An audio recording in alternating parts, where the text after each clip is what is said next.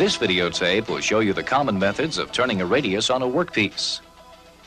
In machine shop terminology, a radius refers to the rounding of a sharp corner or edge to produce a concave or convex shape. There are many methods of turning a radius. However, in this videotape, you will see the 5 more commonly used methods: using forming tools, hand manipulation, using a radius attachment, using a radius rod, and using the compound rest. After viewing this videotape, you should be able to describe the safety procedures to follow when you are in a machine shop, as well as those required for turning a radius on a workpiece, and describe the steps in setting up a lathe to turn a radius on a workpiece using forming tools, hand manipulation, radius attachment, radius rod, and compound rest methods. The machine shop can be an accident-free work area if you take the necessary precautions to protect yourself and others around you. Always wear safety glasses. Take off all jewelry, such as watches and rings, and wear your sleeves above the elbow. Always check all your setups on the lathe for clearance of moving parts before engaging the clutch. The reasons why you would machine a radius on a workpiece are to reduce safety hazards of sharp edges, making it easier to assemble close-fitting parts, providing a decorative finish to a workpiece, or simplifying problems of heat treatments. You can grind a forming tool to produce whatever shape or form you desire. The shape of the cutting edge of the tool corresponds to the shape you desire on the workpiece. The tool must also have the proper relief and rake angle. The forming tool is most useful when you want to quickly and accurately machine many duplicate pieces. In order to machine a concave radius, you need to select a convex-shaped tool ground to the desired radius with the proper relief and rake angles. When you have to machine a convex radius, you need to select a concave-shaped tool ground to the desired radius and also with the proper relief and rake angles. The radius gauge is a useful instrument to check the radius of the forming tool, as well as the radius machined on the workpiece. This demonstration will cover how you make a radius on the outside edge of a faced workpiece. Set up a concave cutting tool bit in a straight tool holder. Align the holder in the tool post so that the cutting tool is at center height of the workpiece and in a position to produce the desired radius on the end of the workpiece. Forming tools require a slower cutting speed than straight turning tools because there is more of the tool in contact with the work. High speeds would create excessive heat and wear of the tool bit. You can make a good estimate of the spindle speed to use in turning a radius by starting at 1/2 the straight turning RPM for the material. If the tool bit begins showing signs of overheating during the forming operation, reduce the speed. If the form radius does not have a smooth finish, increase the speed. Blue the end of the work, and by setting a hermaphrodite caliper to the desired dimensions, mark the lines on the work to tell when the radius is formed to the proper size. Engage the clutch and carefully bring the tool into cutting position using the cross feed and carriage hand wheels. The radius turning process will be much easier if you move one of the controls slightly to allow only a part of the forming tool to make contact with the work, while using the other control to size the radius. Never jam the tool bit into the work end. This could break the tool bit and cause undesirable tool marks on the finish. When you have turned the radius to the marked size, disengage the clutch and check for accuracy with a radius gauge. This radius checks out favorably. In this operation, you will see the steps in machining a concave radius on the outside diameter of a workpiece. For this concave radius, you will be using a convex cutting tool ground to a 5/16 inch radius. It will be 1 inch from the end of the work and 3/16 inches wide. Your first step is to make a stripe with bluing approximately 1 inch from the end. Set the hermaphrodite calipers at 1 inch and mark a line around the surface of the work.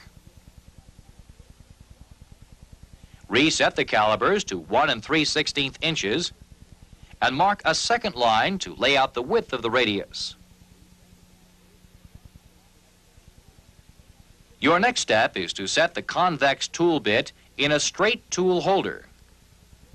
Secure it in the tool post with the cutting edge of the tool aligned to the center height of the work. Then set your RPM at 1/2 the speed you calculated for straight turning that type of material. Now you engage the clutch and move the tool bit into cutting position. Be careful that you do not run the tool bit outside of the 2 marked lines. Here are some tips you should observe to make this operation easier. Move the tool bit back and forth between the scribed lines on the workpiece by turning the carriage hand wheel very carefully. At the same time, move the tool bit into the work with a cross feed. When the tool bit touches both marked lines at the same time, the radius is cut to size. Disengage the clutch and check the work. Use a scale to check for distance from the end and width of groove. They measure 1 inch and 3/16 inches respectively. Use a radius gauge to check the accuracy of the groove. The gauge shows a 5/16 inch radius. Hand manipulation or freehand is another method you can use to machine a radius. This method is frequently used on outside corners of workpieces where the size of the radius is not critical. This method can only be developed by practice. The skilled operator can perform this operation both quickly and accurately. Secure a faced workpiece in the chuck, set the RPM to the finishing speed for that particular diameter and cutting foot speed. Set up a right-hand finishing tool in the straight tool holder. Adjust the tool bit to the center height of the work and position the center of the nose radius on a line approximately 45 degrees from the faced end. Tighten the holder in the tool post. With the tool bit in this position, you can make light cuts in both directions. Engage the clutch and blue the edge of the work. In order to make the layout for a 3/32 inch radius on the gauge, use your hermaphrodite calipers and scribe 2 lines, one on the outside surface, 3/32 of an inch from the end, and the other on the faced end, 3/32 of an inch from the outside surface. Bring the tool bit in contact with the corner of the work using the carriage and cross-feed hand wheels. You will be taking very light cuts and using a fine feed in this operation. Start to machine the radius by taking fine cuts from the corner as you move the carriage toward the headstock and back the cross-feed toward yourself. Complete the radius by machining in the opposite direction. Next, move the carriage toward the tailstock and advance the crossfeed away from the operator. Continue this machining until you have enough radius surface to check with a radius gauge. Disengage the clutch and check the shape of the radius with the radius gauge. Light showing under the gauge tells you there are low points. Engage the clutch and continue the machining. By always maintaining a fine continuous chip for each cut, you are better able to control the material removed and thus control the shape of the radius. Another check with a radius gauge shows some high points. Remove these by filing. Reset the RPM for filing. This is approximately 4 times the speed for straight turning. Use a smooth 8 or 10-inch mill file and finish the radius to the proper size.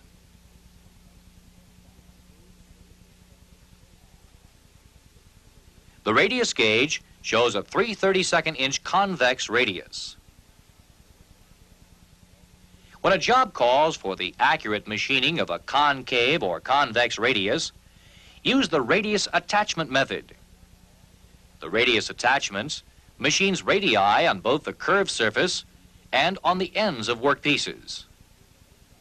We will demonstrate the steps in cutting a 2-inch convex radius on the faced end of a 2-inch diameter workpiece. The attachment comes with a set of instructions. It is most important that you follow these directions in order to get the desired radius. Lock the workpiece in the chuck. Set the compound parallel with the ways. And secure the radius attachment on top of it. Select the yoke that is used for machining a 2-inch radius. Grind a round nose finishing tool bit. Place it in the tool holder. And set it to cut at the center height of the workpiece. Use a depth micrometer to set the tool point to cut a 2-inch radius. You will find the instructions along with the radius attachment. Set the spindle RPM for a finished machining operation. And engage the clutch. Use the carriage and cross-feed hand wheels to bring the radius attachment in a position so that the tool bit just touches the edge of the work. Lock the carriage in place and start the machining by moving the attachment handle. With the handle, guide the tool bit across the end of the workpiece. Use the compound to feed the tool bit into the work. After you have taken a few cuts, disengage the clutch and check the radius for size with a radius gauge or template. Continue the machining and check the work periodically until you reach the desired radius.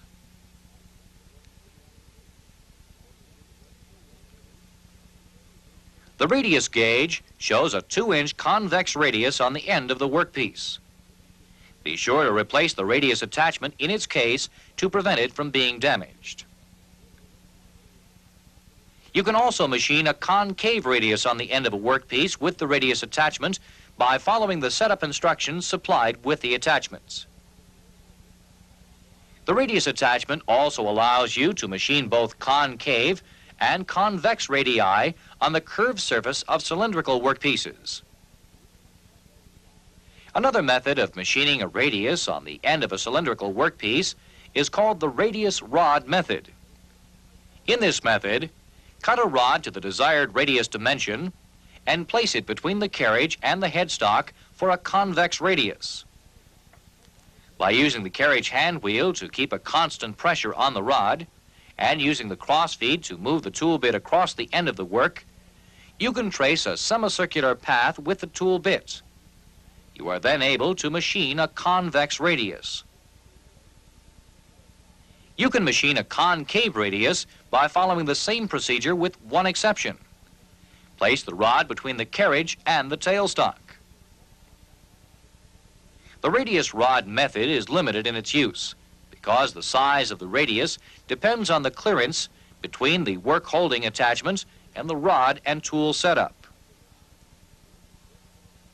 The compound rest is another method of machining a radius. In this method, use the compound to move the tool bit into the work while slowly swinging an arc to get the desired shape. By moving the carriage into the work, you can arrive at the desired size. Like the radius rod method, the compound rest method has size limitations because of the positioning of the tool point in respect to the pivot point. In reviewing the methods of turning a radius on a workpiece, you should be able to describe the procedure for turning concave and convex radii using forming tools, hand manipulation, the radius attachment, the radius rod, and the compound rest. You have been shown 5 methods of turning concave and convex radii. It takes a lot of practice to be able to perform these accurately and swiftly in the machine shop.